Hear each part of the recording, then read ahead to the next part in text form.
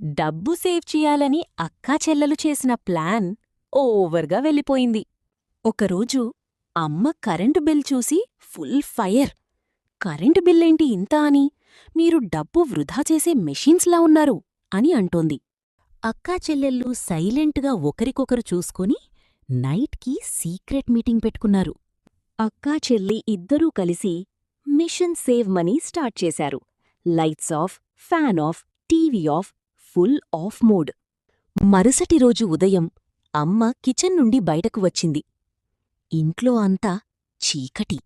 ఏంటిది, పవర్ కట్టా అని అమ్మ అడుగుతుంది.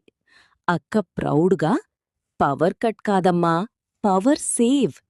మధ్యాహ్నం చెల్లి ఫ్రిడ్జ్ దగ్గర బోర్డ్ పెట్టింది. ఓపెన్ చెయ్యకండి, కరెంట్ లీక్ అవుతుంది. ఫ్రిడ్జ్ ఓపెన్ చేస్తే కరెంట్ లీకా అని అమ్మ అడుగుతుంది. సాయంత్రం అందరూ చెమటలు పట్టి ఇబ్బంది పడుతున్నారు. ఫ్యాన్ లేదు, ఏసీ లేదు. అమ్మ ఇరిటేట్ అయ్యి, ఇది సేవింగ్ కాదు, టార్చర్ అనంటుంది. అప్పుడే కరెంట్ బిల్ మెసేజొచ్చింది. అమ్మ చూస్తే బిల్ డబుల్. అక్క షాక్. ఎలా?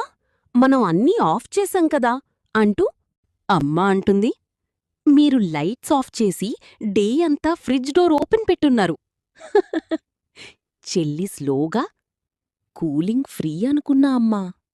అమ్మ నవ్వుతూ అంటుంది, సేవింగ్ చేయడం కూడా కొంచెం బ్రెయిన్తో చెయ్యాలి, లేకపోతే డబల్ లాస్.